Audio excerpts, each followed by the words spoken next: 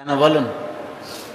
কারণ আপনারা প্রতিদিন যেমন করেন তেমনই করছেন, কিন্তু এই যে পুরুষোত্তম মাসে বিশেষ কীর্ত আছে, এই যে পুরুষোত্তম মাস, এই যে অধিক মাসকে ভগবান এই পুরুষোত্তম নাম বাই কেন রাখলেন? ভগবান নিজেই রাখলেন নাম। কারণ এই সমস্ত ব্রতের বিশেষ মাহাত্ম্য আছে। এক তো মুখ্য কারণ, আর এক হচ্ছে গৌণ কারণ। এগুলো বুঝুন। দেখুন, নিয়মসা ব্রততে অনেক ভক্তরা আসে, কিন্তু নিয়মসা ব্রতর থেকে কোনো অংশেই পুরুষোত্তম ব্রত কম নয়। কিন্তু তথাপি ভক্তদের দেখুন, বলুন কি বলবো এবার, কয়জনা মাত্র আছেন। কিন্তু এটা হচ্ছে ভগবানের বিশেষ প্রিয় মাস। যখন এই যে প্রভুজি বললেন 32 মাসে, বছর কত? 12 মাসে তো বছর হয়। 32 মাস কেন বললেন? 24 ঘন্টায় দিন রাত হয় তো। কিন্তু সূর্যোদয়ের গণনা অনুসারে কি হয়, কিছু কিছু সময় বেশি কম হয় না। এই যে যখন বেশি হয়, এই যে যেটা বেশি থেকে গেল, এইটা এই 2.5 বছরে ধরে 32 মাসে একত্রিত হয়ে হয়ে কি হয়, একটা মাস অধিক হয়ে যায়। কোনো মাসে দেখা গেল 10 সেকেন্ড বেশি এলো, কোনো মাসে 20 সেকেন্ড বেশি এলো, 1 মিনিট 2 মিনিট, এরকম করতে করতে করতে করতে এই 2.5 বছর পরে, অর্থাৎ 32 মাসেতে গিয়ে কি হয়, সেইটা একটা 30 দিনের যে সময়টা হয় সেই সময়টা এসে যায়, তখন সেটা হয়ে যায় অধিক মাস। এখন সূর্যের গণনা অনুসারে কি হয়েছে, আগে তো 12টা যে মাস আছে তাদের নামও নিয়ে নিয়েছেন সকলেই, তাই তো? তারা নাম নিয়ে নিয়েছেন, তাদের মাহাত্ম্য কি, প্রত্যেকটা মাসের তো একটা মাহাত্ম্য আছে, সব কিছু তারা ভাগ বাটরা করে নিয়েছে। এখন এই যে অধিক মাসটা আসলো, অধিক মাস এখন কোথায় জায়গা পাবে? কোথায় জায়গা পাবে অধিক মাস? এর তো বড় মন দুঃখী হয়ে গেছে। সবাই ভাগ বাটা নিয়ে নামও নিয়ে নিয়েছে, তাদের যে কি গুণ সেটাও নিয়ে নিয়েছে, সব কিছু তারা ভাগ বাটা করে নিয়েছে। এখন এই যে অধিক মাসটা কোথায় যাবে? এই জন্য তখন কি করলো, অধিক মাস তখন কি করছে, ভগবানের শরণাপন্ন হলো। যখন ভগবানের শরণাপন্ন হলো যে প্রভু আমি কোথায় যাব, এখন তাহলে আপনি আমাকে স্থান দেন বলুন, তখন ভগবান বলল ঠিক আছে, তোমার কোনো চিন্তা নেই, আমার নাম অনুসারে তোমার নাম হবে। এই জন্য পুরুষোত্তম নাম আর কিছু নয়, ভগবানের নামই হচ্ছেন পুরুষোত্তম। কেউ কেউ মনে করেন পুরুষোত্তম মানে জগন্নাথ, যেই জগন্নাথ সেই কৃষ্ণ, কিন্তু পুরুষোত্তম ভগবান কৃষ্ণকেই বলা হয়। গুরু মহারাজ বলেছেন পুরুষোত্তম ব্রততে আমরা কি করি, পুরুষোত্তম ব্রততে আমরা পুরী ধামেরও যাওয়ারও বিশেষ মাহাত্ম্য থাকে, আছে। কিন্তু গুরু মহারাজের ভাবনাটা তো একটু বোঝেন তো, গুরু মহারাজের ভাবনা তো কি একটু বোঝেন, বোঝেরই ভাবনা গুরু মহারাজের। এই জন্য গুরু মহারাজ একটা কথা বললেন, এই পুরুষোত্তম ব্রততে বৃন্দাবন ধামবাসের বিশেষ মাহাত্ম্য দেখাচ্ছেন, কারণ ভাবনাটা তো সেরকম আছে। যদি পুরুষোত্তম ধামে অর্থাৎ পুরী ধামেতেও গেলে তারও ফল আছে, কিন্তু গুরু মহারাজ যে কথাটা বলেছেন এটা অনেক উন্নত স্তরের কথা। কারণ সাধকের যেরকম ভাবনাটা আছে, সেই ভাবনা অনুসারে তো সাধকের সিদ্ধি লাভ হয়, তাই তো? যার ভিতরে ব্রজলীলার ভাবনাটা আছে, ব্রজ গোপীদের ভাবনা যে প্রকার আছে, বা এই যে দাস্য সাক্ষ্য বাৎসল্য মধুর, এই যে ব্রজের যে রস আছে, সেই রসের মধ্যে যার কোনো রুচি জন্মেছেন বা সেই ভাবনাটা উদিত হয়েছেন, তখন তিনি কি করবেন, তখন ব্রজেতেই বাস করে ভজন করতে চাইবেন। ঠিক সেই জন্য গুরু মহারাজ কি বলছেন, এই সময়টাই ব্রজে বাসের বিশেষ মাহাত্ম্য আছে। এই জন্য এই ভগবান পুরুষোত্তম দেবের ভগবানের নাম দিয়ে কি করলেন, এই মাসের নাম দিলেন, আর কি বললেন, এই মাসেরও বিশেষ মাহাত্ম্য দেখিয়েছেন। যেমন কি পালনের রীতি অনুসারে কি বলছেন, যে প্রকার কি হয়, যে প্রকার দামোদর ব্রত পালন করা হয়, কার্তিক মাসে নিয়মসা ব্রত যে প্রকার পালন করা হয়, ঠিক এই মাসেতেও ঠিক সেই প্রকার এই ব্রত নিয়ম পালন করার বিধি। কিন্তু বিচার করুন, আমরা কি করছি, এইটা ভাবুন। দেখুন, যখন মা যশোদা, কৃষ্ণ কি দেখতেন, মা যশোদার প্রেম একটা স্থানে থেমে আছে, তাই না? স্নেহ করছে, প্রীতি করছে, প্রেম দেখাচ্ছেন, ঠিক আছে, কিন্তু কৃষ্ণের মাঝে মাঝে কি হয়, মনেতে মা আমাকে আরো অধিক ভালোবাসুক, তাই তো? কিন্তু মা তো সেই যেরকম ভালোবাসতেন সেরকমই বেসে যায়, শুধু মায়ের ভালোবাসা তো কোথাও বর্ধিত হতে দেখা যায় না। এই জন্য মাঝে মাঝে কি করতেন কৃষ্ণচন্দ্র, ওষুধদেরকে বোঝাতে ডাকতেন, নাহলে কৃষ্ণের ইচ্ছা বিনা কেউ বোঝাতে ওষুধ প্রবেশ করতে পারে না। এই জন্য কি করতেন, ওষুধদেরকে ডাকতেন, ওষুধদেরকে ডেকে একটা এমন একটা বিপদ ঘটিয়ে দিলেন, আর মা যশোদা প্রেম তো আরো তখন দ্বিগুণা হয়ে গেল, কৃষ্ণকে আরো সেই প্রকার অধিক মমতা দিয়ে প্রীতি করতে লাগলেন। তাহলে বলার তাৎপর্য, আমরা সাধারণভাবে আমরা যাজন করছি, ভক্তি অঙ্গ যাজন করতে, তাহলে পুরুষোত্তম ব্রততে আমরা কি বিশেষ করলাম ভাবুন। তাহলে তো কিছু বিশেষ তো করা উচিত, এই মাসে তো কিছু তো বিশেষ করা উচিত, অন্তত সংখ্যামালা বেশি করা উচিত, ভগবানের সেবা বেশি করে করা উচিত, হরিকথা শ্রবণ কীর্তন অধিক করে করা উচিত, ভগবানের জন্য দীপদান দেখানো উচিত। এগুলো তো পুরুষোত্তম ব্রতে কীর্তন, এই জন্য এগুলো করতে হয় পুরুষোত্তম ব্রতে, না হলে কি হবে, শুকনো শুকনো ব্রত চলে যায়, মানে এরামই হয়ে গেল, কিছু মাহাত্ম্য থাকলো, কিছু মাহাত্ম্য থাকলো না। এই জন্যে খুব গুরু মহারাজ বলতেন, এই যে সমস্ত ব্রত আদি আছে, কি আছে, খুব উৎসাহের সহিত পালন করা উচিত। যদি উৎসাহ নেই, যেরকম আসছি আসলাম, একটু কথা শুনলাম, চলে গেলাম, আরে কি উৎসাহ থাকলো, একটু ভগবানকে দীপ দেখাতে হবে, এই যে নবমী স্মরণ কীর্তন করতে হবে, এইগুলো করতে হয় পুরুষোত্তম ব্রততে। কালকে আমার ইচ্ছা ছিল একটু এই সমস্ত বিষয় বলে দেওয়ার, তা কালকে তো বলতে পারি না, আমাদের বিশেষ একটু মিটিং ছিল, সেই কারণে এই বিষয়ে কোনো চর্চা করা হয়নি। তা আমরা কাল থেকে নিয়মসয় ব্রত যে প্রকার ঠাকুরকে দীপদান করা হতো, ঠিক সেই প্রকার নিয়ম করে আমরা দীপদান করব ঠাকুরকে, ঠিক আছে? আর সকল ভক্তদেরকে বলবেন, পুরুষোত্তম ব্রতের বিশেষ মাহাত্ম্য আছে, সকলকে ডেকে নিয়ে আসে, যারা নিয়ম সভা ব্রত যেরকম পালন করেন সেরকম পুরুষোত্তম ব্রত পালন করা উচিত। এই যে ভগবান মাসের নাম নিলেন, ভগবান কি করলেন, তাকে কৃপা করে দিলেন, ঠিক আছে, তার নাম অনুসারে দিয়ে দিলেন নাম, ভগবানের নাম অনুসারে এই অধিক মাস, বা এটাকে জাগতিক বিচারে কি বলা হয়, মলমাস, অর্থাৎ তাদের বিচারে কোনো শুভ কার্য নেই। তাহলে এই মাসটা কোথায় যাবে বলুন? যদি কোনো শুভ কাজ নেই, এই মাসে কিছুই নেই, তাহলে এই যে অধিক মাসটা কোথায় যাবে? প্রত্যেক মাসে তো শুভ কাজ সব ভাগ করে দিয়েছেন, এখন কোনো শুভ কাজ নেই, কিছু নেই, লোকে হেও মনে করে, কোনো শুভ কাজ করেই না এই মাসে, অশুভ মনে করে জগতের লোক, স্মার্ত পথ অবলম্বী তারা তো এই মাসটাকে মলমাস বলে, তার কোনো শুভ কাজ হয় না। তাই যখন কোনো শুভ কাজ হয়, তাহলে এই মাসের অবস্থাটা কি হয় বিচার করে দেখুন। এই জন্যই ভগবানের তোমার কোনো চিন্তা নেই, আমার মাসের নাম অনুসারে তোমাকে নাম দিয়ে দিচ্ছি। আর একটা কারণ কি, এটা তো ভগবানের গৌণ কারণ, এই যে ভগবানের নামটা দিয়ে দিলেন, আর এটা একটা ভগবানের লীলা ধরুন, কিন্তু এর মূল তাৎপর্যটা কি? মূল তাৎপর্যটা কি, জীব ভগবত ভজন করতে চাই না, চাই মায়াবদ্ধ জীব ভগবত ভজন করতে চায় না, তারা বিভিন্ন প্রকার ভোগের মধ্যে নিজেকে আবিষ্ট রাখেন, অন্তত কি করেন না, অন্তত একটা মাস অন্তত করুক। এই জন্য ভগবান একটা এই প্রকার লীলা করেছেন, কি দীর্ঘ সময় হয়ে গেছে, সেরকম ভক্তির কোনো যদি জাঁকজমকভাবে বা আড়ম্বরের সহিত বা উৎসাহের সহিত যদি ভক্তি অঙ্গ যাজন না করা হয়, তাহলে কি হবে, খালি খালি লাগবে সব কিছু। সারা জীবনটা যদি শুধু এরকম করে যান, কি মনে হবে, কি করলাম সারা জীবনে, কিছুই পেলাম না। এই জন্যই এই সমস্ত গুরু মহারাজ বলতেন, এই সমস্ত তিথিগুলো বড় উৎসাহের সহিত পালন করতে, আর বড় আড়ম্বরের সহিত এই সমস্ত তিথিগুলো পালন করতে, যাতে মনে হয় না কিছু করলাম আমরা পারমার্থিক কিছু।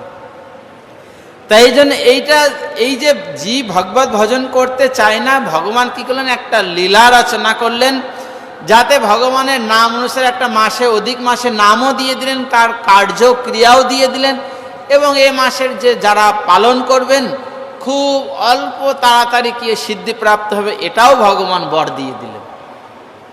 যে যারা সাধন ভজন করবে, সাধু সন্ত লোক যারা ভজন করতে চায়, তাদের এই মাসে যদি একটু কিছু করে, ফলটা অনেক বেশি পাবেন।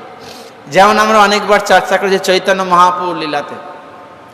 চৈতন্য মহাপ্রভু জগন্নাথের ভাবে এত কৃষ্ণের ভাবেতে এত বিভাবিত হয়েছেন, জগন্নাথকে দর্শন করার জন্য কি করছেন, তিনি যাচ্ছেন, গিয়ে দেখলেন কি সিংহদ্বারের দরজা বন্ধ আছে। এখন এত আবিষ্ট হয়ে গেছেন, ভগবানের এত বিরহ উৎপন্ন হয়েছেন, সে দ্বারপাল দাঁড়িয়ে আছেন, দ্বারপালকে বলছেন, আপনি আমাকে কৃষ্ণকে দর্শন করিয়ে দেন, আপনি আমাকে কৃষ্ণকে দর্শন করিয়ে দেন। যখন বলতে লাগলেন, তখন দ্বারপাল কি করলেন, দরজাটা খুললেন, মহাপুর হাতটা ধরে জগন্নাথের সামনে নিয়ে দাঁড় করিয়ে বললেন, ওই যে আপনার কৃষ্ণ দর্শন করুন। যখন কথাটা বলেন, আর মহাপ্রভু সে জগন্নাথকে দর্শন করে এত ভাবে আবিষ্ট হয়ে গেলেন, সেই আবিষ্ট হয়ে কি করলেন, সেই দ্বারপালকে এই প্রকার আলিঙ্গন করলেন, আলিঙ্গন করে তাকে কৃষ্ণ প্রেম প্রদান করে দিলেন। এখন বলার তো সেবা কতটুকু করলেন, সেবা কতটুকু করলেন, এতটুকু মাত্র করলেন, মহাপুর হাতটা ধরে দরজাটা খুলে মহাপুর হাতটা ধরে জগন্নাথ মন্দিরের সামনে পর্যন্ত নিয়ে গেলেন, তাতে কৃষ্ণ প্রেম প্রদান করে দিলেন। এই জন্য গুরু মহারাজ বলছেন, এই যে তিথির সেবারও বিশেষ মাহাত্ম থাকে। এই যে ব্রত আদি বিশেষ বিশেষ ব্রত আদি এত উৎসাহের সহিত করা হয় কেন, কারণ এই সমস্ত ব্রততে ভগবানের অত্যন্ত প্রিয় এবং ভগবান খুব অল্পতে প্রসন্ন হয়ে যায়। যদি ভগবান অল্পতে প্রসন্ন হয়ে যায়, ব্যাস আমাদের সিদ্ধি প্রাপ্ত করতে আর কিছু বাকি থাকে না। এই জন্য এই সমস্ত ব্রত আদিতে যতটুকু পারা যায়, এই জন্যই বড় উৎসাহ, গুরু মহারাজ বললেন, বড় উৎসাহের সহিত কথা কীর্তন সেবা সব কিছু উৎসাহের সহিত এই ধামেতে থেকে, বিশেষ করে এই ধামেতে থেকে সাধু সঙ্গে এই প্রকার ব্রত আদি করতে হয়। ধাম দর্শন করতে যেতে এই সমস্ত বিশেষ মাহাত্ম আছে এই পুরুষোত্তম ব্রততে। এই জন্য একটু উৎসাহের সহিত এই ব্রত পালন করার চেষ্টা করতে হবে। কাল থেকে আরও যাবেন, সব ভক্তদের বলে দেবেন, নিয়ম করে যেরকম নিয়ম সেবা ব্রত পালন করতে হয়। যারা যারা আমাদের ভক্তরা আছেন সকলকে আপনারা ডেকে ডেকে নিয়ে আসবেন, যে নিয়ম সেবা ব্রত যে প্রকার পালন করতে হয়। এই পুরুষোত্তম ব্রত বিশেষ ভগবানের প্রিয় মাস। এই জন্যই জাগতিক বিচারে তারা সমস্ত অশুভ করে দিলেও ভগবান তাকে পূর্ণ কৃপা করে দিয়েছেন একেবারে। এই জন্য বললেন, যে এই মাসে ভগবানের হরিকথা শ্রবণ কীর্তন, ভগবানের সেবা যে কিছু করবেন, অল্প অল্প সেবা বহু করে মান। এই যে যদি কিঞ্চিত সেবা করা হয়, ভগবান সেটা বহু করে মানবেন। এটা ভগবানের বিশেষ বরদান। এটা এই জন্য এই ব্রত আদি পালন করার, উৎসাহের সহিত ব্রত আদি পালন করার দরকার আছে। এখন আমরা এখানে ভক্তিবিনোদ ঠাকুর, তিনি কোনো সময় পত্রিকার মধ্যে, ভাগবত পত্রিকার মধ্যে তিনি প্রকাশিত করেছিলেন এই পুরুষোত্তম ব্রতের কিছু মাহাত্ম্য। সেই বিষয়ে আমরা একটু একটু শ্রবণ করব, শুনুন ভালো করে। স্মার্ত পরমাত্ম ভেদে বৈদিক আর্য শাস্ত্র দুই ভাগে বিভক্ত। যারা স্মার্ত বিভাগের অধিকারী তারা স্বভাবত পরমার্থ শাস্ত্রে রুচি প্রাপ্ত নন। এইটা বুঝতে হবে ভালো করে। একটা স্মার্ত বিচার, একটা পারমার্থিক বিচার। স্মার্ত বিচারে যারা প্রতিষ্ঠিত থাকেন তাদের কি হয়, পরমার্থ শাস্ত্রে তাদের রুচি প্রাপ্ত হয় না, তারা রুচি প্রাপ্ত নন। যারা স্মার্ততে প্রতিষ্ঠিত থাকেন, ভগবত ভজনে তাদের কোনো বিশেষ রুচি থাকে না। তাই বলছেন কি, শাস্ত্রে রুচি প্রাপ্ত নন। নিজ নিজ রুচি অনুসারে মানবের বিচার, সিদ্ধান্ত, ক্রিয়া ও জীবনের উদ্দেশ্য গঠিত হয়। স্বাভাবিক, যার যেরকম রুচি আছে। যারা স্মার্ত পণ্ডিত যারা আছেন তাদের এক প্রকার রুচি আছে। যারা ভগবানের আরাধনা করছেন, সদ্গুরু চরণাশ্রয় করে ভগবত ভজন করছেন, তাদের পারমার্থিক জীবনে আলাদা প্রকার রুচি আছে। তারা ভগবানের কৃপা প্রাপ্ত করতে চান। যারা জাগতিক স্মার্ত বিচারধারায় প্রতিষ্ঠিত আছেন, তারা সমাজের এই সমস্ত বিচার দ্বারা, এই কর্ম অঙ্গেন এর মধ্যে আবদ্ধ থেকে এটাকেই তারা ভক্তি মনে করেন। কিন্তু এটা তো ভক্তি নয়। এটা বুঝতে গেলে তাদের অধিকার অনেক উচ্চ করতে হবে। তবে বুঝতে তারা মনে করে এই সাংসারিক ক্রিয়াটাকেই তারা ভক্তি মনে করবে। যেমন আমরা আগে অনেকবার চর্চা করেছি, প্রভুপাদ যখন জয়পুরের গিজগড়েতে গেছিলেন, সংক্ষেপে বলি ঘটনাটা, আপনাদের মনে আছে অনেকের, যখন ভক্তিকুশল সিংজির সাথে যখন মিলিত হলেন, প্রভুপাতের কাছে এসে যখন মিলিত হলেন, প্রভুপাতের শ্রীমুখ থেকে 4-5 ঘন্টা হরিকথা শুনলেন। হরিকথা শোনার পরে যখন সন্ধ্যা হয়ে এসেছে তখন প্রণাম করে বলছেন, প্রভুপাদ আপনার শ্রীমুখে হরিকথা শ্রবণ করে আমি কৃতার্থ হয়ে গেছি, আপনি আমাকে আশীর্বাদ করুন, আমার পরম মঙ্গল হয়েছে, আপনি আশীর্বাদ করুন আমি যেন পরবর্তী সময় আপনার শ্রীমুখ থেকে আবার আমি হরিকথা শোনার সৌভাগ্য প্রাপ্ত হতে পারি। আমার সন্ধ্যা বন্দনাদি করার সময় হয়েছে, আপনি আমাকে যাওয়ার অনুমতি দেন। এখন বিচার করুন, আরে কথা শুনছেন প্রভুপাদের শ্রীমুখ থেকে, আর ভাগবত কথা শুনছে যেটা আত্মতত্ত্বে প্রতিষ্ঠিত হওয়ার কথা, সন্ধ্যা বন্দনাদি শরীর ধর্মে প্রতিষ্ঠিত হওয়ার কথা, তাহলে কোনটা চাই আমাদের? এই যে স্মার্ত বিচারধারায় যারা প্রতিষ্ঠিত আছেন তাদের ক্রিয়াকলাপ সব কিছু এই শারীরিক ধর্মেতে প্রতিষ্ঠিত তারা। কিন্তু বৈষ্ণবগণ কি? বৈষ্ণবগণ এই যে সাক্ষাৎ এই যে ভগবানের কথা শ্রবণ কীর্তন, এটা কি? এটা ডাইরেক্ট আত্মতত্ত্ব উদিত করার এটা একটা বিশেষ একটা কৃপা এটা। এই জন্য হরিকথা শ্রবণ করা ডাইরেক্ট ভক্তি বলা হয়েছে। এই জন্য হরিকথা বলা হয়েছে কি ডাইরেক্ট ভক্তি, এটা ডাইরেক্ট ভক্তির অঙ্গ যাজন করা হয়। তাই জন্য স্মার্ত বিচার দ্বারা যারা প্রতিষ্ঠিত তারা শারীরিক ধর্মেতেই তারা প্রতিষ্ঠিত থাকেন, কিন্তু তারা তাদের ক্রিয়াকে কি মনে করেন? পিতামাতার সেবা করো, সংসারে দায় দায়িত্ব কর্তব্য পালন করো, এই দায় দায়িত্ব কর্তব্য পালন করলে কি হবে না, তোমার ভক্তি হয়ে যাবে। কিন্তু এটা তো ভক্তি নয়। সংসারে দায় দায়িত্ব কর্তব্য পালন করা এটা একটা সাধারণ একটুখানি অধিকারটা উন্নত করার জন্য, এর দ্বারা সর্বসিদ্ধি হবে না। তাহলে রায়নামন্দ সংবাদে মহাপ্রভু বলে দিতেন, যখন প্রথমে বললেন যে এই যে জ্ঞান মিশ্রা ভক্তিতে, এই যে জ্ঞান মিশ্রা ভক্তিতে ভগবানকে প্রাপ্ত করা যেতে পারে, কিন্তু মহাপ্রভু কি বলে দিলেন, না এও বাহ্য আগে কহা। আরে যদি এর দ্বারা প্রাপ্ত করা যেত তাহলে তো শাস্ত্রে কেন বললেন? এই বর্ণাশ্রম চারবতা পুরুষ পুরাণ একটা শ্লোক আছে, সেখানে তো বললেন কি এর দ্বারা ভগবান প্রসন্ন হন, কিন্তু ভগবান ভক্তি দেন এই কথা তো বলেনি সেখানেতে। এই যে বর্ণাশ্রম ধর্ম প্রথমে বললেন জ্ঞান শূন্য না, বর্ণাশ্রম ধর্ম পালন করলে কি হয়, এই সাধ্য সার। কিন্তু মহাপ্রভু কি বললেন, না এও বাহ্য আগে কাও হয়। যদি বর্ণাশ্রম ধর্ম যদি পালন করে যদি ভগবানকে প্রাপ্ত করা যায়, তাহলে মহাপ্রভু কেন বললেন এও বাহ্য আগে কাও হয়? কেন বললেন? কারণ এই যে বর্ণাশ্রম ধর্মটা হচ্ছে শরীরের ধর্ম, এখানে আত্মতত্ত্বর কিছু নেই। তবে কি একটুখানি স্তর উন্নত হতে পারে, যাতে পরবর্তীকালে যদি আরো উন্নত হয় তাহলে কি হয়, সাধু সঙ্গ করে ভগবত ভক্তি প্রাপ্ত করতে পারেন। কিন্তু এর দ্বারা ভগবানকে প্রাপ্ত করা যায় বর্ণাশ্রম ধর্ম পালন করে, এটা কিন্তু বলেননি। ভগবান প্রসন্ন হয়, ভগবান তোমার প্রসন্ন হলে তোমাকে কি হবে, ভক্তি জগতের মধ্যে তোমাকে ধীরে ধীরে এন্ট্রি করাবে। তার অর্থ এই না তুমি ওইটা পালন করে বর্ণাশ্রম ধর্ম পালন করে তুমি ভগবানের কৃপা প্রাপ্ত করতে পারবে।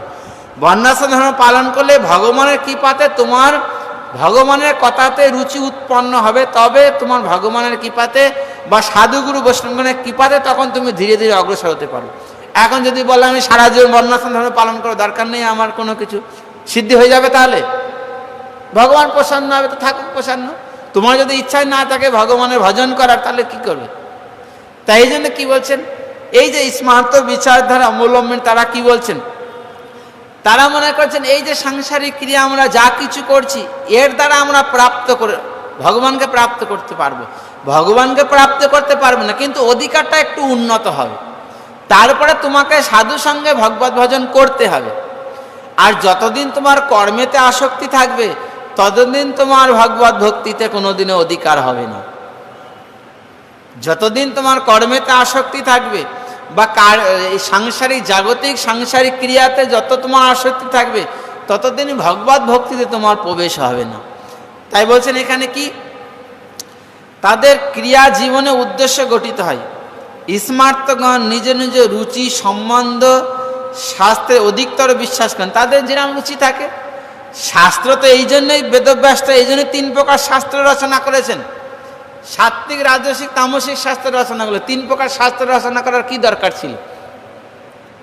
3 প্রকার শাস্ত্র রচনা করার দরকার আছে কোনো? যদি আমাদের সাত্ত্বিক শাস্ত্র, অর্থাৎ এই যে সাত্ত্বিক শাস্ত্র, অর্থাৎ ভগবানের নির্গুণ ভক্তি করলে ভগবানকে প্রাপ্ত করা যাবে, যদি এটাই সাধ্য সার, তাহলে একবারে তিনি সেটাই বলে দিতে পারতেন। বাকি দুটো কেন বললেন এখানে? এই রাজসিক আর তামসিকটা কেন বললেন?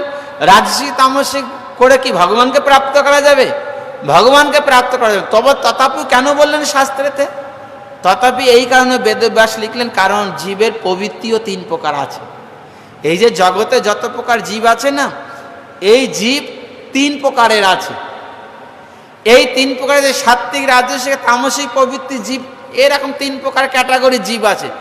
যার প্রবৃত্তি সাত্ত্বিক ভাবনা আছে সে সাত্ত্বিক শাস্ত্রের দিকে যাবে, যার রাজসিক ভাবনা আছে তার রাজসিক শাস্ত্রের দিকে যাবে, যার তামসিক প্রবৃত্তি আছে সে তামসিক শাস্ত্রের দিকে যাবে। এটা জীবের প্রবৃত্তি অনুসারে। তাই এই জন্য কি বলছেন এখানে, যে জীবের রুচি অনুসারে শাস্ত্রে অধিকতর বিশ্বাস করেন, এই জন্য তারা সেই প্রকারভাবে বিশ্বাস করেন। পারমার্থিক শাস্ত্রে তাদের সেইরূপ অধিকার না থাকায় সেইরূপ আস্থাও প্রকাশ করেন না। পারমার্থিক শাস্ত্রের অধিকার নেই, এই জন্য তাদের সেই প্রকার কোনো ইচ্ছাও নেই।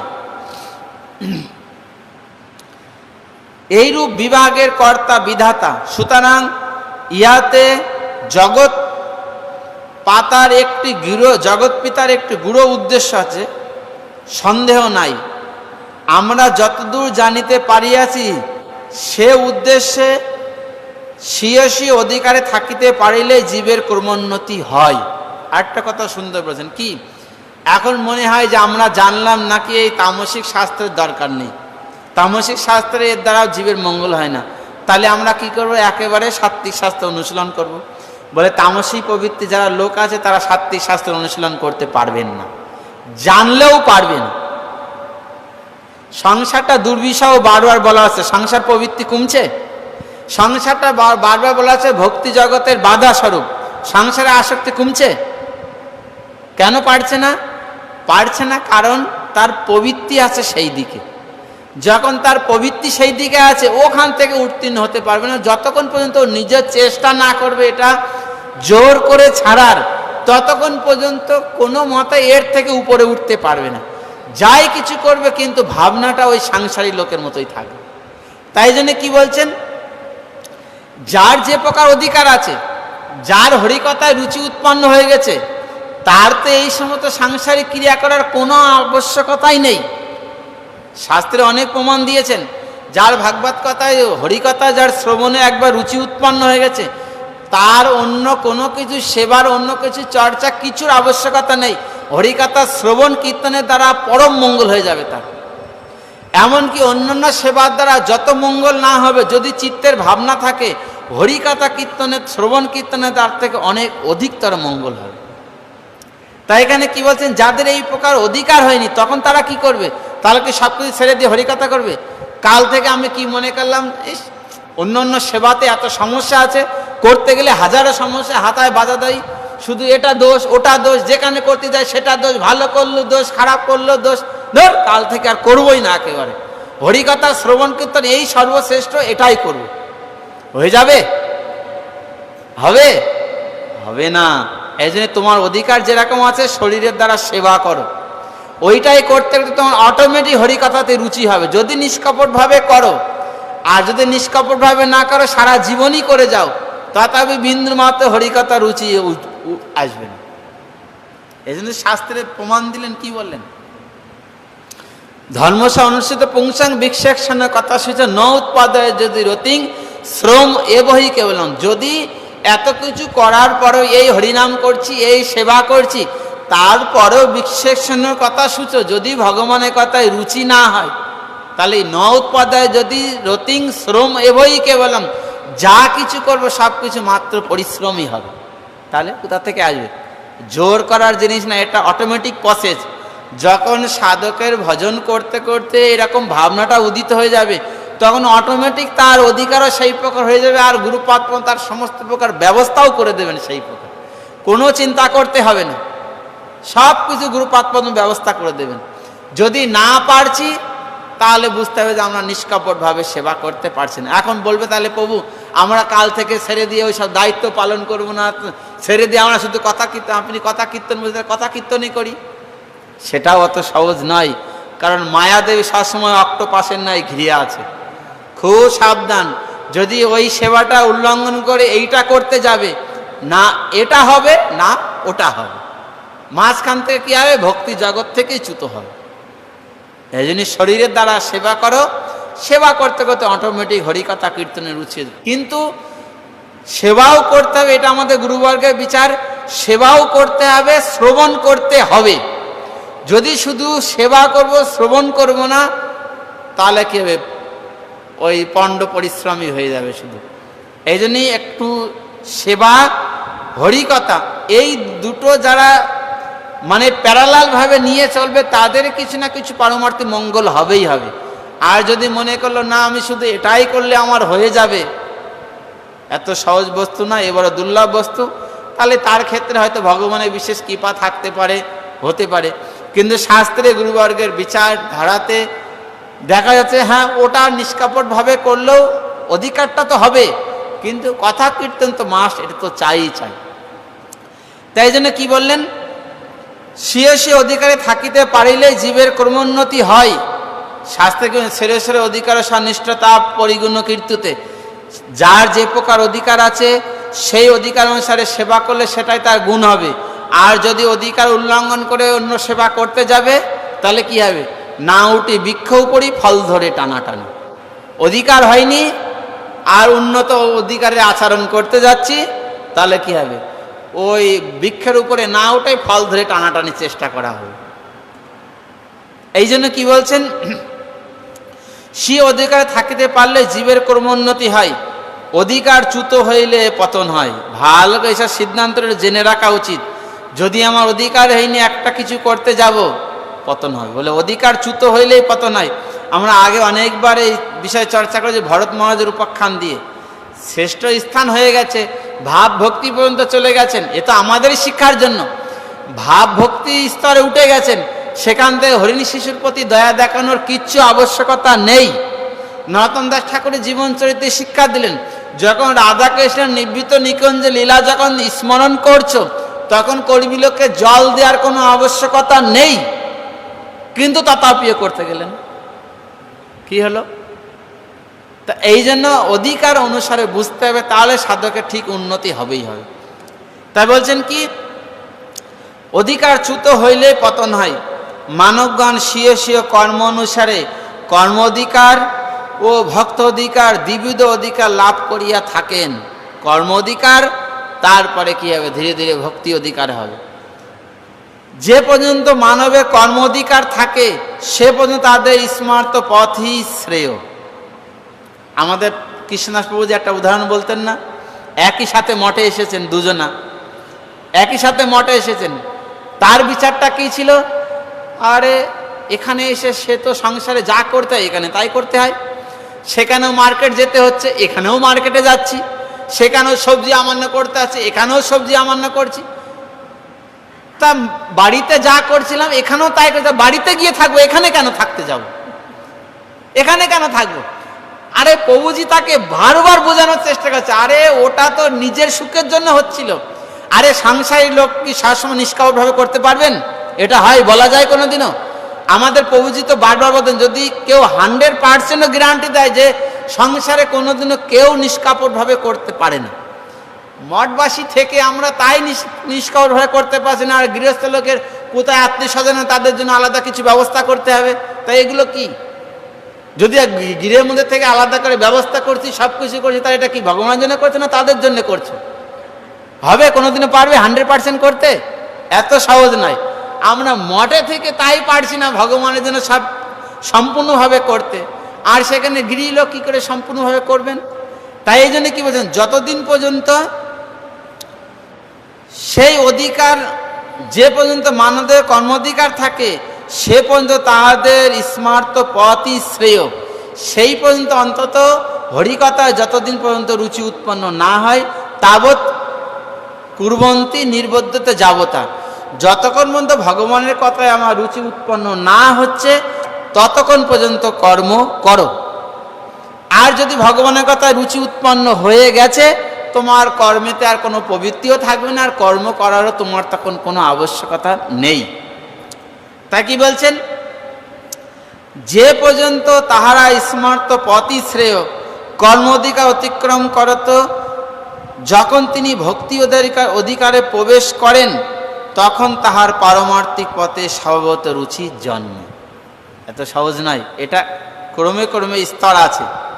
নাহলে রঘুনাথ দাস গোস্বামী প্রথমেই বলে দিতেন, রঘুনাথ দাস গোস্বামী প্রথমেই মহাপ্রভু বলে দিতে পারতেন তুমি ছেড়ে দিয়ে আমার কাছে চলে এসো।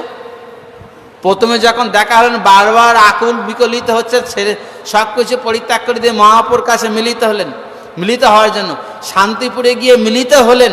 সেখানেও মহাপ্রভু কি শিক্ষা দিলেন? যদ্যপি রঘুনাথ দাস মহাপ্রভু নিজ পরিকর, সেখানে কি শিক্ষা দিলেন? আরে গিরিয়ে যাও, না হও বাতুল, ক্রমে কোনো জীব পাই ভবসিন্ধুকুল। এরম বাতুলের মতো আচরণ করে না। তুমি যেটা দেখাচ্ছ মর্কট বৈরাগ্য না কারো লোক দেখাইয়া, যথাযোগ্য বিষয় ভুঞ্জ অনাসক্ত হইয়া অন্তরে নিষ্ঠা রাখো, বাহ্যে লোকাচার অচিরাত কৃষ্ণ তোমায় করিবেন উদ্ধার। আরে এইরকম বাতুলের মতো হয়েও না, ঘিরে ফিরে যাও, সময় হলে ভগবান কৃষ্ণের কৃপাতে তোমার নিশ্চিত হবে। তাহলে বলে দিতে পারতেন না, যখনই এত তোমার ভাবনাটা উদিত হয়ে গেছে তখনই ছেড়ে দিয়ে তুমি চলে আসতে পারতে, তখনই ছেড়ে দিতে পারতে। কিন্তু মহাপ্রভু কি বলে, না যাও, ফিরে যাও, আগে অধিকার হোক। যদ্যপি রঘুনাথ দাস গোস্বামী অধিকার আছেন, কিন্তু সাধকের মাধ্যম দিয়ে তো শিক্ষা দিয়েছেন। এই জন্য যাও, ফিরে যাও, গৃহেতে থাকো, তারপরে সময় হলে কৃষ্ণ তোমাকে উদ্ধার করবেনই করবেন। তাই জন্য কি বলছেন, তিনি ভক্তি অধিকারে প্রবেশ করেন, তখন তার পারমার্থী পথে স্বভাবতই রুচি জন্মে। আজকাল তো চোখের সামনে সব কিছু দেখছি, এত বারবার বলছি হরিকথা শ্রবণ কীর্তনই আমাদের একমাত্র সার বস্তু। কতজনা শুনছি, বিচার করে দেখুন তো। পারছি করতে? পারছি না, পারবও না। কারণ কি, এখন অধিকার জন্মায়নি। যখন সেবা করতে করতে, যখন নিষ্কপটভাবে সেবা করতে করতে, তখন স্বাভাবিকভাবেই এরকম চলতে থাকবে। আর যদি না হবে তাহলে কোথায়? এত বলেও হয়ে যাবে। তাহলে কাল থেকে আমি বললাম কি না, কাল থেকে আমি কোনো পাপ কার্য করবই না, তাহলে আমার কি হয়ে যাবে? প্রতিজ্ঞা করে না, কাল থেকে আমি 1 লক্ষ হরিনাম করব, করতে পারবো? এত সহজ না। এটা ন্যাচারাল জিনিস, ভক্তিটা ন্যাচারাল জিনিস, এর কোনো আর্টিফিশিয়াল নয়, জোর করে কোনো কিছু করার নয়। এখানে ভগবানের রুচি প্রীতিটা স্বাভাবিকভাবে জীবের উৎপন্ন হয়। কঠোর সেবা করতে করতে, হরিভজন করতে করতে করতে করতে ধীরে ধীরে ধীরে ধীরে একটু একটু করে স্বাভাবিকভাবে ভগবানের প্রতি প্রীতি জন্মায়। এ কি একদিনের জিনিস? চাইলাম আজ থেকে মা যশোদা কৃষ্ণকে যেরকম ভালোবাসতেন, আমি প্রতিজ্ঞা করছি কাল থেকে সেরকম ভালোবাসবো, হবে? পারবো? এত সহজ নয়। এটা জীবের স্বাভাবিক প্রবৃত্তি। তা কি বলছেন, পারমার্থী পথে স্বভাবতই রুচি জন্মে। এতাদ বন্ধন বিধাতা স্মার্ত পরমার্থে ভেদে দ্বিবিধ শাস্ত্র করিয়াছেন। এই কারণে শাস্ত্র 2 প্রকার, একটা স্মার্ত শাস্ত্র, একটা পারমার্থিক শাস্ত্র। এই কারণে 2 প্রকার শাস্ত্র করেছেন। স্মার্ত শাস্ত্রের বিধি ধ্যান কর্মপর। স্মার্ত শাস্ত্রে তাদের কি লক্ষ্য হচ্ছে কর্মের প্রতি। যারা স্মার্ত সিদ্ধান্তে প্রতিষ্ঠিত আছেন তাদের রুচিটা কি কর্মের প্রতি। তাই বলছেন, স্মার্ত শাস্ত্র মানবগণ সর্বদাই কর্মাধিকারে নিষ্ঠা লাভ করিবার চেষ্টায় অনেক প্রকার বিধিবিধান করিয়াছেন। স্মার্ত বিচারে কি করছেন, কর্মাধিকারে নিষ্ঠা লাভ করার জন্য। এই যে স্মার্ত বিচারধারাটা তৈরি বা কেন করলেন? ছেড়ে দিতে পারতেন? বলেন না, ঘোড়াকে একটু লাগাম দিতে হয়। এই যে স্মার্ত শাস্ত্রটা কি ঘোড়াতে একটু লাগাম দেওয়া হলো, তাহলে কি হবে? ঘোড়া তোমার কন্ট্রোলে থাকবে। আর যদি লাগাম না দিলে ঘোড়া তুমি কন্ট্রোল করতে পারবে না। একবার যদি ছেড়েছো তা ওকে আর ধরে রাখতে পারবে না। এই জন্য ওকে লাগাম দেওয়া হয়, যাতে কি ও কন্ট্রোলের ভিতরে থাকে। এই যে স্মার্ত বিচারধারাটা কি, এটা হচ্ছে কন্ট্রোল করা। ওই যে জীবের প্রতি লাগাম দিয়ে দিয়েছে, যদি এটা করবে পাপ লাগবে, যদি এই কাজটা করে পাপ লাগবে, ওইটা করবে অপরাধ লাগবে, এটা বিরাট আমিষ গ্রহণ করবে তা পাপ লাগবে, দোষ লাগবে, এইগুলো লাগবে। এই জন্য এখানে বিধি বিচার দিন, যদি আমিষ আহার করবে তা এই কার্যগুলো করো তবে গ্রহণ করতে পারবে। যদি মদ পান করবে এই কার্য করলো তবে এটা করতে পারবে, যদি স্ত্রী সঙ্গ করে না থাকতে পারো তাহলে একটা স্ত্রী নিয়ে বিবাহ করে সংসার যাপন করো, তা নাহলে স্বেচ্ছাচারের মতো হয়ে যেত সমাজ যদি এরকম বিধিবিচারী না রাখতো। এই জন্য এটাকে ঘোড়াতে লাগাম দেওয়া হলো। তার অর্থ এই নয় যে শাস্ত্রে সংসারকেই প্রশ্রয় দিয়েছেন, তার অর্থ এই নাই। সেখানে কি পবিত্র এসা ভূতানাং নিবৃত্তিস্তু মহাফলা, জীবের স্বাভাবিক প্রবৃত্তি ভোগের দিকে আছে, সেখান থেকে একটু উন্নত স্তরে নেওয়ার জন্য এটা বিধান করে দিলেন, একটা আরোপ লাগিয়ে দিলেন যে নাকি এটা তোমাকে পালন করতে হবে, না হলে তোমার দোষ লাগবে। এই দোষের ভয়তে কি করেন, তখন বিধি বিচারে চলার চেষ্টা করে। নাহলে যদি মানো সংসারের কোনো আইন শৃঙ্খলার দরকার নেই, যদি মানো কোনো সংবিধানে কোনো আইন নেই, চোর যা করছে করুক, কোনো অসুবিধা নেই, পুলিশ আর দরকার নেই, পুলিশ রাখার দরকার নেই, ফালতু গভর্নমেন্টের মাইনে দিয়ে কোনো দরকার নেই, ছেড়ে দেওয়া সব পুলিশ, কোনো দরকার নেই, তাহলে দেশ থাকবে? আরে পুলিশ আছে, চোর আছে বলেই পুলিশগুলো রাখা আছে। যদি ওদের উপরে আরোপ করা না হয় তাহলে কি হবে, একদম দেশটাকে পুরো লুটে পুটে খাবে একেবারে পুরো। তো এই বিধি বিচারটা হচ্ছে কি, ওতে একটু বাধা প্রদান করে দেওয়া হলো, বেঁধে দেওয়া হলো, না তোমার এইটা করলে তোমার এর মধ্যে থাকতে হবে, এর বাইরে তুমি করতে পারবে না। এবার যার জীবের প্রবৃত্তি সেটা অনুসারে। তা কি বলছেন, এমত এই সকল বিধিবিধান বিশেষ নিষ্ঠা দিবার জন্য পরমার্থ শাস্ত্রের প্রতি অনেক স্থলে ঔদাসীন্য প্রকাশ করেছেন। কিন্তু পরমার্থিক শাস্ত্রে এই যে বিধি বিচারের অনেক জায়গায় ঔদাসীন্যতা দেখাইছেন, কি বেকারের দরকার নেই, ছাড়ো, তাই না? দেখিয়েছেন কি না? ভালো করে বিচার করে দেখুন কিরকম দেখিয়েছেন। আমরা আগেও চর্চা করেছি, এক ব্যক্তি কি করলেন, সংসার টংসার করবে না বলে কি করলেন, তপস্যা করার জন্য চলে গেলেন।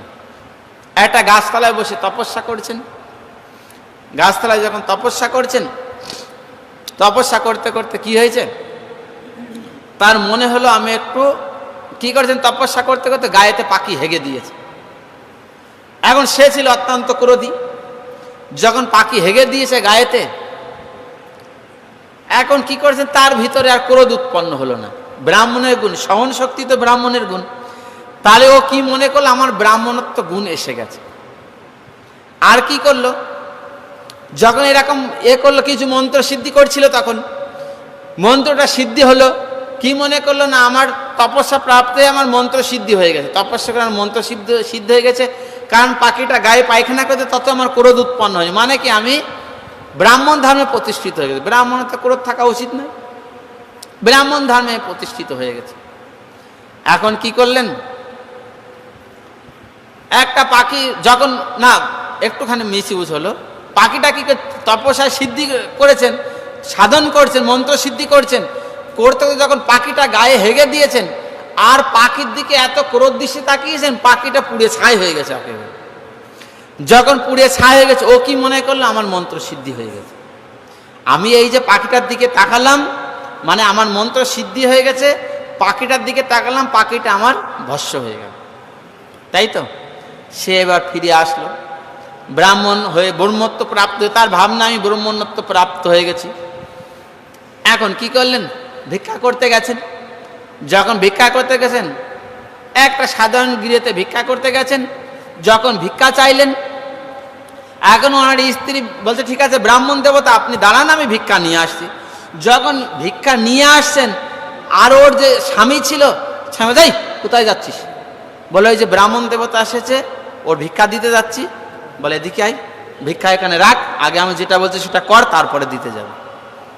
এখন ও কি করলো, ওর স্বামীর আদেশ পালন করে স্বামীর সেবা শুরু করে দিল। এখন ওর তো একটু বিলম্ব হয়েছে, আর এ তো বাইরে থেকে ফুলতে আছে শুধু, এবার বেলুনের মতো ফুলছে শুধু। হ্যাঁ, আমি এত সিদ্ধিদাতা, আমার এত সিদ্ধি প্রাপ্ত হয়েছে, আরে আমাকে অপমান করছে, ব্রাহ্মণের এরকম প্রতীক্ষা করানো উচিত নয়, অপরাধ করছে, এমন অভিসম্পদ দিয়ে দেবো ভস্য হয়ে যাবে পুরো একেবারে। এ তো মনে মনে এখন চিন্তা করতে লাগলেন। যখন চিন্তা করতে লাগলেন, তখন কি করলেন, এবার কি করেছেন, তার স্বামী ওকে ছেড়ে দিয়েছে স্ত্রীকে। এবার স্ত্রী কি করেছেন, ভিক্ষা নিয়ে এসেছেন, এসে আগে স্ত্রী প্রথমে ক্ষমা চাইছে, ব্রাহ্মণ দেবতা আমার বড় ভুল হয়ে গেছে, আমি এরকম নিয়ে আসলাম, কিন্তু আমার পতি বললেন একটুখানি সেবা ছিল পতির, এই জন্য আমি পতির সেবাটা করে আমার আসতে একটু বিলম্ব হয়েছে, আপনি একটু ক্ষমা করে দেবেন। তখন ও তো খুব ফুলছে, হ্যাঁ একটু রাগছে, এরকম করে ফুলতে আছে, হ্যাঁ তুমি আমাকে চেনো, এরকম ব্রাহ্মণদের অপমান করানো, বাড়িতে নিয়ে এসে এরকম অপমান করানো হচ্ছে, আমি যেন এরকম মন্ত্রের সিদ্ধি লাভ করেছি। যখন এই প্রকার বলতে লাগলেন তখন বলছেন, দেখুন আপনি মন্ত্রে কি সিদ্ধি লাভ করেছেন, আপনি যে মনে করছেন যে সিদ্ধি লাভ করেছেন না, আপনার কিছু সিদ্ধি প্রাপ্ত হয়নি। আপনি এখান থেকে জনক রাজ্যতে যান, সেখানে একটা ওই যারা চামড়ার কাজ করে সেই ব্যক্তির কাছে যান, তার উপদেশ যদি আপনি শোনেন, আর উপর পূর্বজন্মের কথা বলে দিয়েছেন, ওর নামও বলে দিলেন, আপনার এই নাম ছিল, অমুক গাছের তলায় আপনি তপস্যা করেছিলেন, পাখিতে আপনার গায়ে হেগে দিয়েছে, তাতে আপনি ক্রোধ দৃষ্টিতে তাকিয়েছেন, পাখির দিকে পাখি ভস্য হয়ে গেছেন, তাই আপনি মনে করছেন আপনার মন্ত্র সিদ্ধ হয়ে গেছে। আপনার কিছু হয়নি, ওর থেকে আমি আমার প্রতি সেবা করে ওর থেকে অনেক বেশি আপনার আমার সিদ্ধি আছে।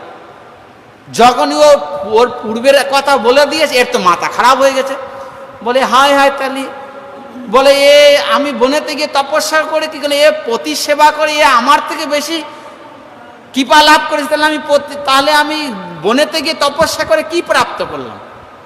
ওর তো মাথা পুরো খারাপ হয়ে গেছে পুরো। বলে যদি আপনার সিদ্ধি প্রাপ্ত করতে যান, ওখানে এক যে মুচি আছে, ওই মুচির কাছে যান, পরিচয় দিয়ে দিলেন, আপনার মঙ্গল হবে। এখন এ তো পূর্বপুরুষের পরিচয় যখন দিয়ে দিয়েছেন, তখন ও কি করলেন, ওখান থেকে তো ফিরে গেলেন। ফিরে জনক মহারাজের রাজ্যতে যখনই প্রবেশ করেছেন, দূর থেকে দেখছেন যে যার পরিচয় দিয়েছিলেন সে ওখানে বসে আছে। দূর থেকে দেখছেন, যখনই কাছে গেছেন তখন বলছে, আপনার ওই যে স্ত্রী ছিল, ওই স্ত্রী আপনাকে পাঠিয়েছে না, ওই স্ত্রী আপনাকে পাঠিয়েছে তো আমার কাছে। যখন এই কথা বলেছে, ওর তো আরো মাথা খারাপ হয়ে গেছে। আরে এ ডোম হলো মুচির কাজ করে, সে কিনা বলে যে ওই স্ত্রী আপনাকে পাঠিয়েছেন, ওই জানলো কি করে যে স্ত্রী পাঠিয়েছে, ওর তো মাথা আরো খারাপ হয়ে গেছে। তখন কি করলেন, ওই যে মুচি ছিলেন, ও উপদেশ দিলেন কি, দেখো সংসারে যাও, গিয়ে পিতা মাতার সেবা করো, পিতা মাতার সেবা করলে তোমার সিদ্ধি হয়ে যাবে। এখন ও কি মনে করলো, তাহলে পিতা মাতার সেবা করলে সিদ্ধি, সবকিছু সিদ্ধি হয়ে যাবে। কিন্তু এখন বিচার করে দেখুন, যদি পিতা মাতার সেবা করে সিদ্ধি হবে, তাহলে যারা ঘর বাড়ি ছেড়ে দিয়ে মঠে এসে ভজন করছে, পিতা মাতার সেবা করুন, তাহলে তাদের কি হবে? এখন বিচার করুন, তাদের কি হবে তাহলে? কিন্তু শাস্ত্রে ও যে অধিকারটা বলেছে, ওর অধিকার অনুসারে ওটা ঠিক আছে, কিন্তু শাস্ত্রে অন্য উপদেশও আছে।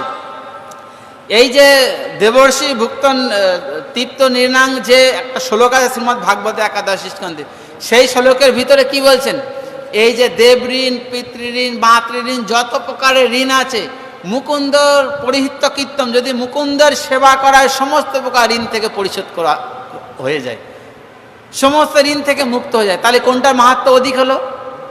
তাহলে কি এখানে এটা মাহাত্ম অধিক হলো না ওটা মাহাত্ম অধিক? তাহলে শাস্ত্রে অধিকার অনুসারে বিচার দেওয়া আছে, সেই অধিকার অনুসারে এটা বুঝতে হবে যে কোনটা আমার অনুসারে ঠিক আছে। যার যেরকম প্রবৃত্তি আছে, যার অধিকার আছে, সে সেই অধিকার অনুসারে তার কাছে সেটা শ্রেষ্ঠ মনে হবে। কিন্তু যার অধিকার উন্নত হয়ে গেছে, তার ক্ষেত্রে তখন এটা তার কাছে কিছু না, এর পালন না করলেও তার কিচ্ছু আসে যায় না, তার কিছু দোষও লাগবে না। তাই জন্য এখানে কি বলছেন, স্বাস্থ্যের প্রতি অনেক স্থলে উদাসীন প্রকাশ করিয়াছেন। এখন কি করবেন, যারা ঘর বাড়ি ছেড়ে দিয়ে ভগবত ভজন করার জন্য এসেছেন, তারা কি সংসারে ওই পিতা মাতার আবার সেবা করতে যাবে? করবে? পিতা মাতার সেবা করতে যাবে? তা যদি পিতা মাতার সেবা করতে, তাহলে আবার সংসারে ফিরে যেতে হবে। তাহলে তুমি এখানে থাকবে, পিতা মাতার সেবা করবে, সেটা কি করে হবে? তাহলে এই জন্য যারা ঘর বাড়ি ছেড়ে দিয়েছে, তাদের পিতা মাতার সেবা করা আর কোনো আবশ্যকতা নেই, শাস্ত্রে হাজারো প্রমাণ আছে। কিন্তু যদি তখন কি হবে, তার এই যে শাস্ত্রে যে বিচার আছে, ওই যে ব্রাহ্মণকে যে বললেন তুমি পিতা মাতার গিয়ে সেবা করো, তোমার সমস্ত প্রকার তোমার সব সিদ্ধি হয়ে যাবে, তাহলে আমরা ঘর বাড়ি ছেড়ে দিয়ে এখন ওই পিতা মাতার সেবা করতে যাবো? বলে না, ওর যে অধিকার আছে, ওই অধিকার অনুসারে ও ঠিক আছে, আর ও কি করবে, এই বিচারকে উদাসীন্য দেখাবে। এই যে বললেন না এখানে যে উদাসীন প্রকাশ করিয়াছেন, তো উদাসীন প্রকাশ করবেন না কেন? কারণ ওর থেকে তার অধিকার উন্নত হয়ে গেছে, ওটা পালন করা তার দরকার নেই। এই জন্যই শাস্ত্রে বলছে শ্রেয় অধিকার সন্নিষ্ঠ তার পরিকীর্তিতে, যার যে প্রকার অধিকার আছে শাস্ত্রে সে সেই প্রকার অধিকার পালন করবেন। এই জন্য যারা সাধন ভজন করছেন, এই যে তারা স্মর্ত বিচার দ্বারা পালন করতে যাবেন না। এই জন্যই জাগতিক লোক কি করলেন, এটাকে সম্পূর্ণ হেয় বলে পরিত্যাগ করে দেয় এই মাসকে। যেখানে কোনো প্রকার শুভ কার্য করবে না, কোনো কিছু কার্য করবে না, কি এই কাজে এই মাসে যদি কাজ করা হয় তাহলে কি হবে, সে কাজ সব অমঙ্গল হবে, কোনো মঙ্গলজনক কাজ এই মাসেতে হবে না। কিন্তু ভগবান যারা পারমার্থিক পথে যারা পথিক আছেন, তাদের জন্য ভগবান ওই মাসকে এত বর দেন যে এই মাসে যদি কেউ অল্প সাধন করে তাহলে কি হবে, তার অল্প সাধনতেও ভগবান প্রসন্ন হয়ে তাকে সন্তুষ্ট, ভগবান প্রসন্ন হলে তার সিদ্ধি প্রাপ্ত হয়ে যাবে। তাই জন্য কি বলছেন, বস্তুত শাস্ত্র এক হইলেও লোকের নিকট ইহা দুই প্রকার ভাব, অধিকার নিষ্ঠা ব্যতীত জীবের মঙ্গল হয় না। তাই শাস্ত্র স্মার্ত পরমার্থ ভেদে দ্বিবিধ বলিয়া পতিত হয়। সময় হয়ে গেছে অনেক, আমরা ধীরে ধীরে যে কয়দিন পারি পুরুষোত্তম ব্রতের কথা চর্চা করব। তারপরে আমাদের ইচ্ছা আছে এই পুরুষোত্তম ব্রতে ভগবান কৃষ্ণের লীলা হোক বা জগন্নাথ দেবের লীলা হোক, শ্রীমদ্ ভাগবতের দশম স্কন্ধ হোক, একটা গ্রন্থ ধারাবাহিকভাবে আমরা অনুশীলন করব।